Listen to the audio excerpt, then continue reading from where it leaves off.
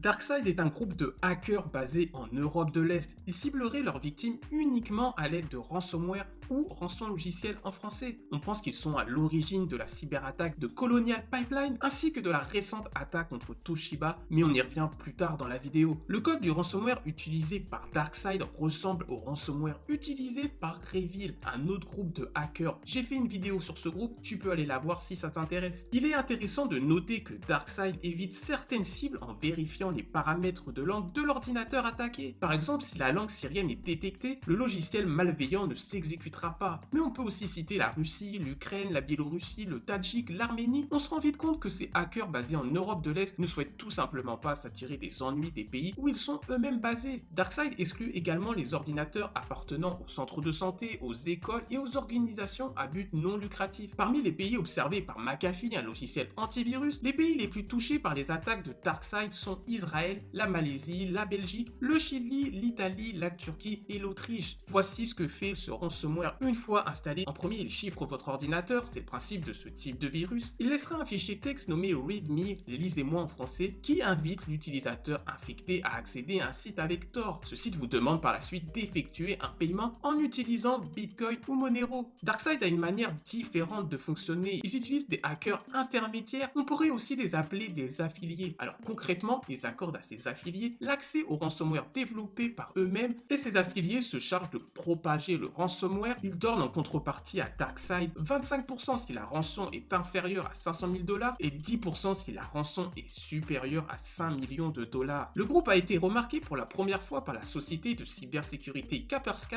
Elle décrit alors ce groupe comme une entreprise en raison de son professionnalisme. Les rançons exigées par le groupe allaient de 200 000 $ à 2 millions de $. DarkSide a notamment attaqué Colonial Pipeline, l'infrastructure pétrolière et gazière américaine, qui a conduit à un arrêt total des activités du principal fournisseur de carburant sur la côte est des États-Unis. Cet oléoduc contribue à la moitié des approvisionnements de la côte Est.